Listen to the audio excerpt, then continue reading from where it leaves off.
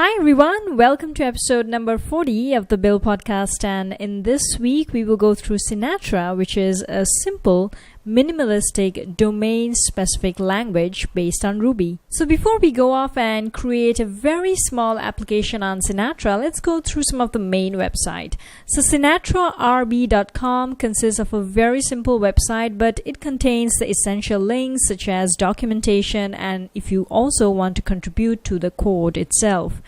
Next is the documentation, and this is where I picked up Sinatra. It is very clearly denoted, and because Sinatra is so simple, you can also notice that the documentation has very simplistic structure that it is easy for us to pick it up. So as you can see, it has code examples as well as explanations right below. So highly recommend all of us to check out the documentation itself. And thirdly, it is obviously the GitHub repository. Now GitHub has other Sinatra related repositories, for example, Sinatra repository or Sinatra Book, Sinatra templates, along with the main code base of Sinatra. So do check out the GitHub repository, the user account, as well as the documentation. Now, in the course of building Sinatra, we will do a very simple web application. And for this, I thought of going into this game theory, which is called Prisoner's Dilemma. I've heard about it in John Nash, a well-known mathematician, and his research on Prisoner's Dilemma game theory. So I decided to go through this. So basically what it will do is come and play with two prisoners, and based on whether they cooperate or defect, or rather betray the other prisoner, they will get a certain amount of jail terms. So we will try to simulate prisoner A as our input, and prisoner B will be the computer simulated input. And as you will see with Sinatra, it will be really minimal code and very simple to build upon it. So let's get started. So firstly, I'll come to my command line inside a directory which is obviously very empty. Now the very first thing we need to do is install Sinatra with Ruby gem. So you need to do gem install Sinatra. Now I have already done that. So after you do that, you can do gem list Sinatra to kind of see whether it is installed properly. And yep, I have done that, and I'm using version 1.4.2. Right, so looks all good. The next thing that we will do is, let me just open this up in Sublime Text. Great, with an empty folder such as this, I will create the very first file, which is app.rb. Now, as mentioned before, Sinatra code will be based on Ruby code. So if you are not aware of Ruby programming language, probably you will need that as a prerequisite. Alright, so let's get started with Sinatra, and the very first thing we will do is require Sinatra. And the next thing we will do is get, which is one of the HTTP request verbs, and I will get the root, and inside here I'll just say hello world in Sinatra. Right, so that looks pretty good, and that's pretty much what we need to get a hello world in Sinatra. So let's just fire this up in browser.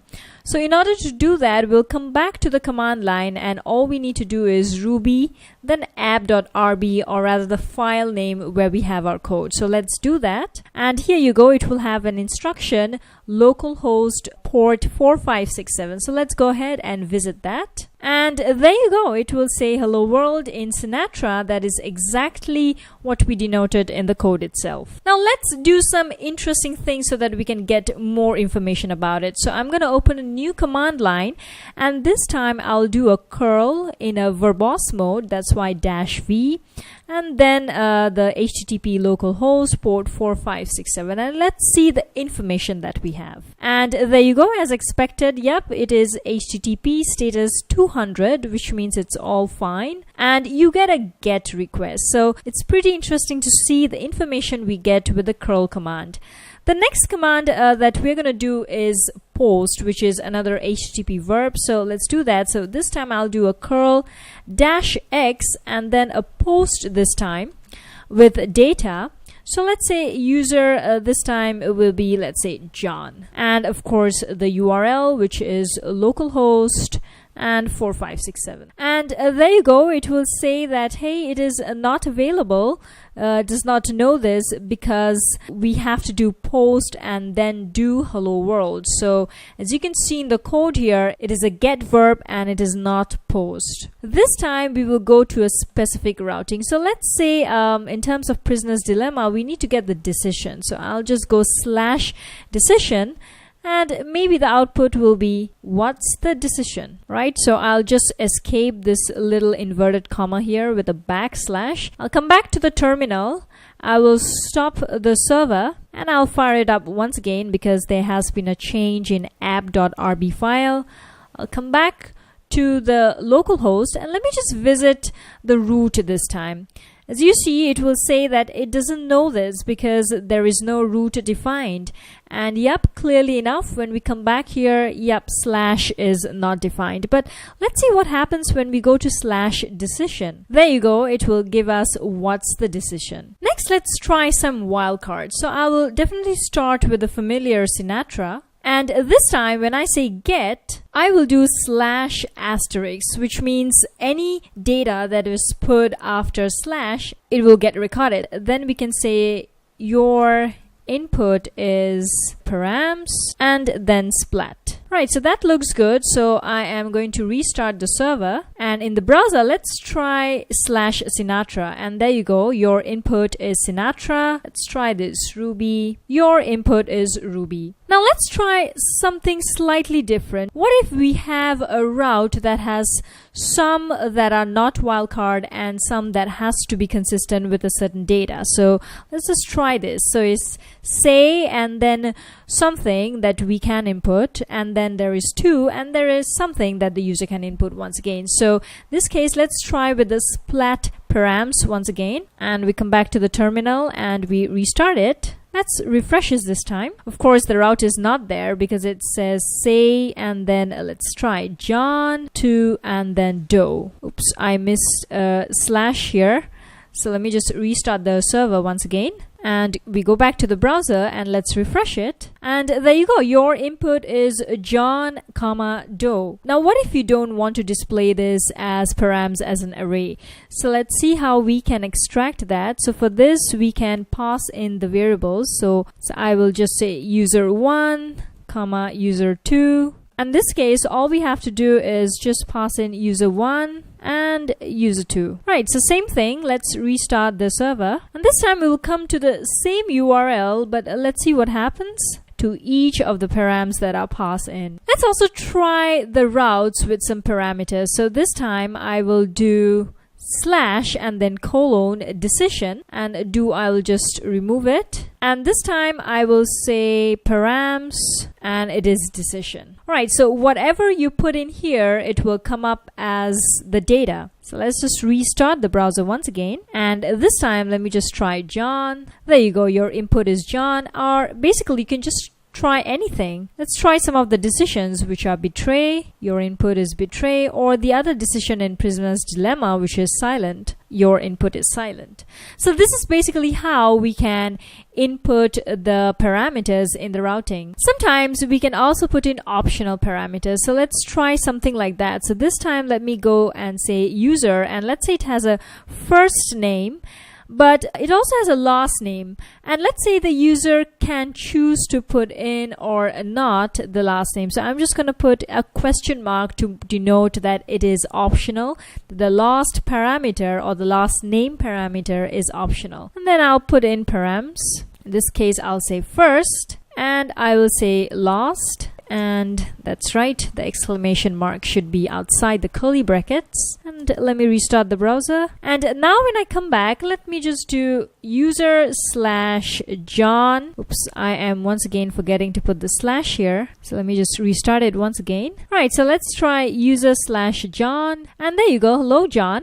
And of course, the last name Doe is completely optional, but whether you give this or that, it still stays. Or you can even try Jane Doe. There you go, it's Jane Doe. Or you can remove the last name and it will say hello Jane. So that's how we can put in parameters which are optional with just question marks. Let's try some redirect. So I'm going to say get/Sinatra, and this time I'll say redirect to sinatrarb.com. Right, so I'll just end it. And let me once again just restart the server. And this time I will visit /Sinatra. And there you go. It will redirect us completely to sinatrarb.com, which is the Sinatra main website. So let's try to curl this URL and let's see what happens. Localhost 4567/Sinatra. And when we do that, we'll see that it is HTTP status code 302, which is moved temporarily. Now let's try to insert a moved permanently redirect status code. So how do we do that? We come back to the code and simply we can just add in 301, save it, and once again I'll just start the server. I'm going to try to curl the same URL and let's see what happens. And there you go, it will say 301 moved permanently. Next, let's explore how we can view a static file.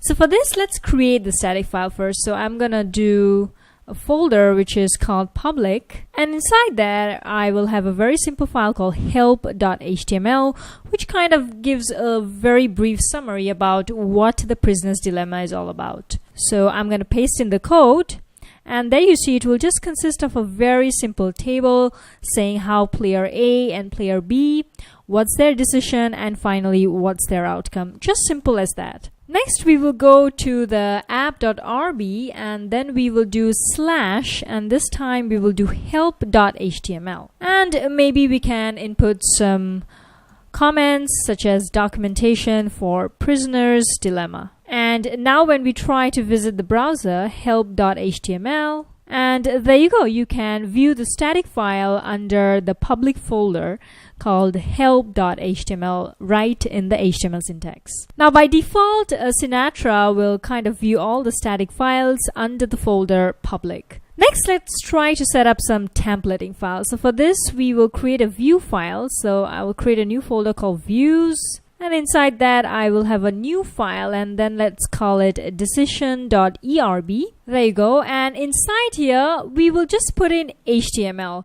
So ERB is basically embedded Ruby. You can just write in HTML, and later on, we will put in some Ruby code. So that pretty much looks good to me. And in the app, we will say get, and then we will say /say decision, and instead of passing in a data that we used to do previously, we will pass in the template file. So for this case, we'll say ERB and then decision. So let me just restart the server once again. And this time we will go to /decision, and there you go, it will give us A's decision and then B's decision. And if we view the page source, guess what? It is in the very familiar HTML, and that is exactly the same as the ERB template file that we coded. Now, this is definitely not the ultimate power of a template file. The ultimate power lies when we can pass in certain data.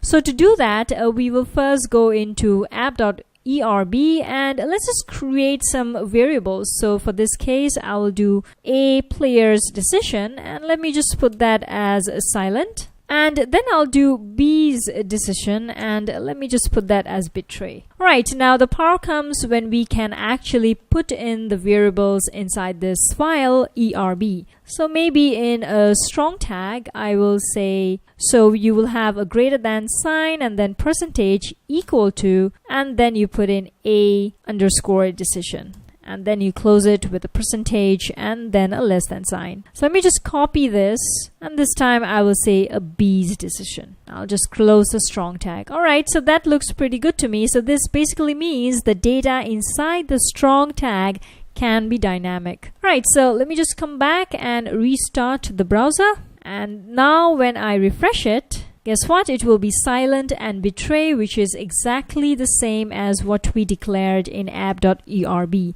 So let me just try betray once again.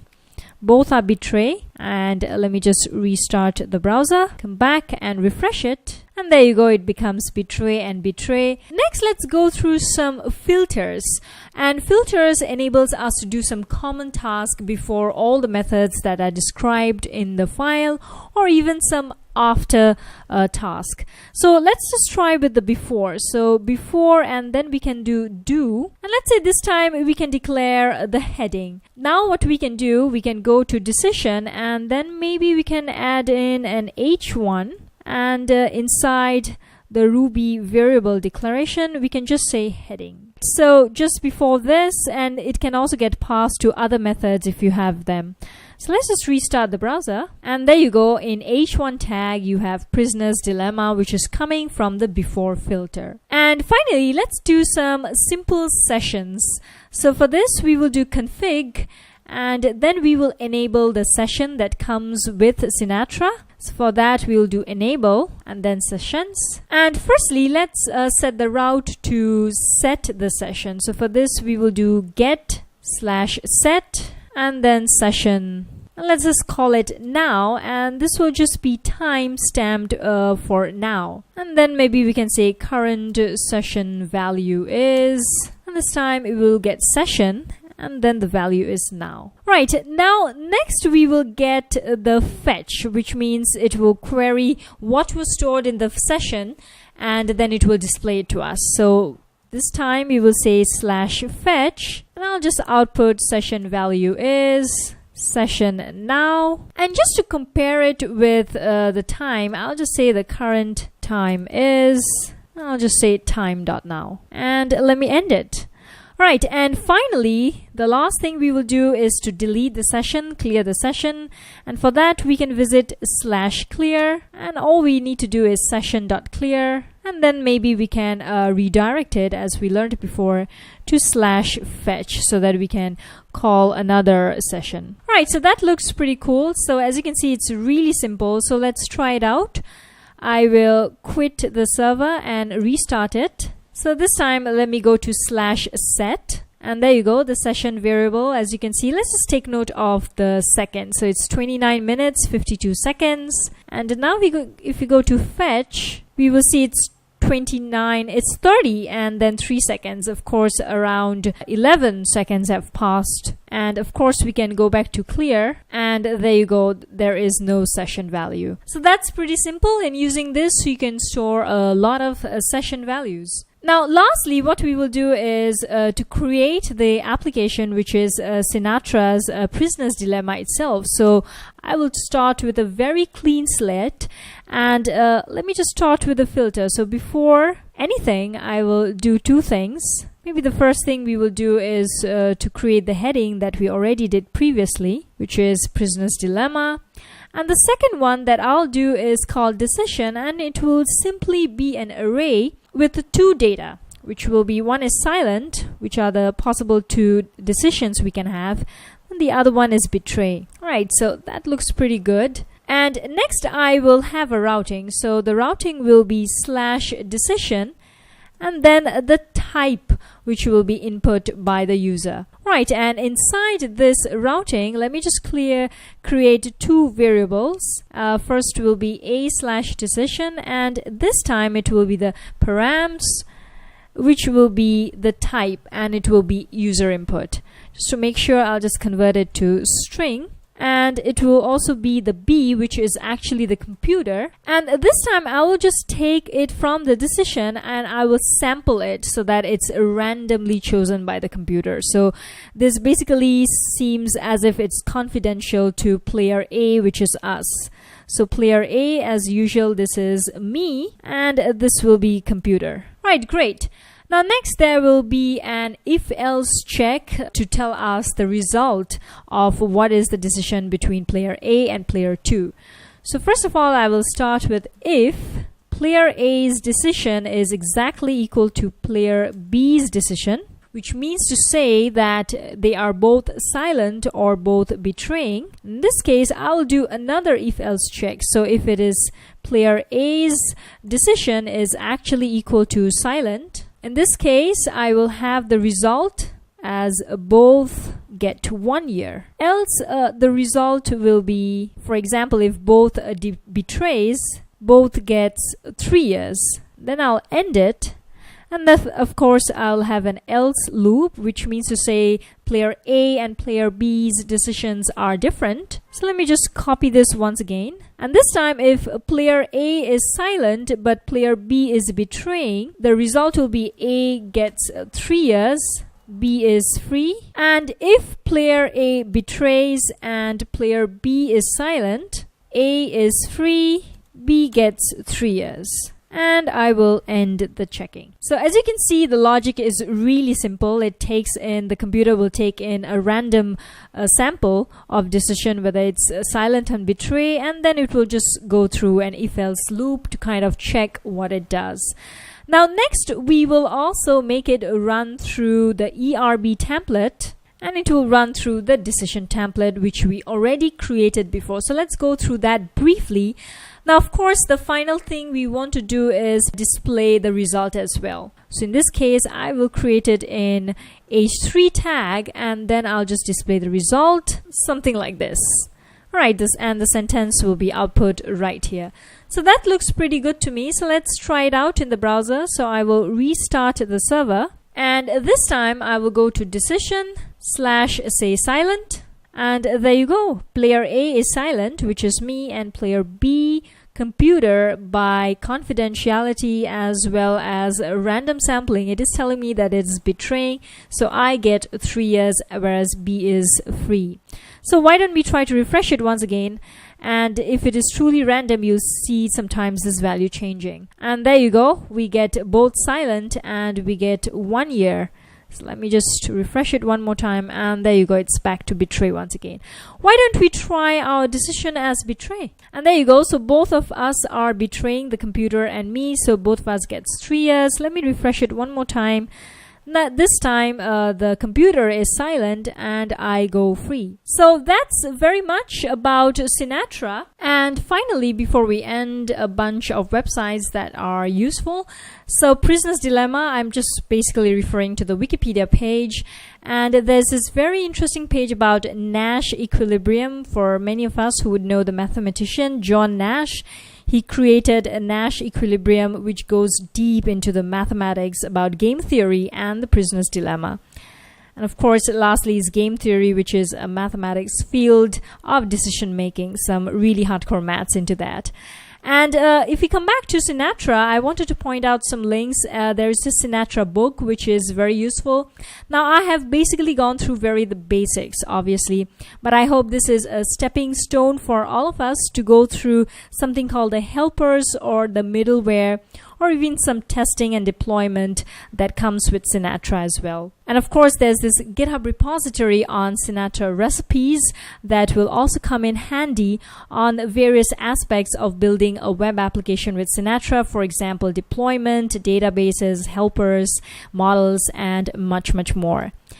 And the final link for Sinatra is by Tuts Plus, which is a premium account, but I wanted to point out by Jose Mota, who came through with about 20 screencast course on Sinatra. So do check out this as well. As a last note on Sinatra, I wanted to point out that there is also a very popular Ruby framework called Rails that I previously went through. Now, Rails is very heavy in the sense that it does a lot of heavy lifting for the code that we want to do, with a lot of folder structure as well as a full-fledged MVC.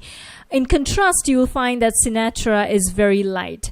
So it all depends on what we want to build, and I recommend checking out both and to use what suits best for the project that we are doing. And finally, for the build link of the episode, I wanted to point out it goes to maracana.com.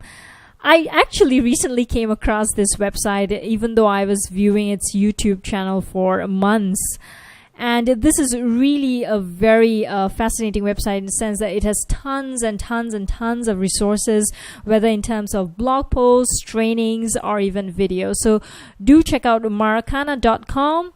And I do like the Tech TV as well. Over here, you will see a collection of talks from many different conferences, and seriously, a truckload of knowledge for all of us to grasp. And lastly is, of course, their YouTube channel, which is fascinating by itself. It has Dart, JavaScript, Python, you name it, it has it. So I highly recommend you to check out Maracana Tech TV and maracana.com. And finally, for all other episodes on Build Podcast, do check out build-podcast.com, and you can subscribe via one of the 5 channels, which are RSS, GitHub, iTunes, YouTube, or Vimeo. And that's it for this week's episode, 40 episodes actually, of Build Podcast. Goodbye, and I'll see you next week.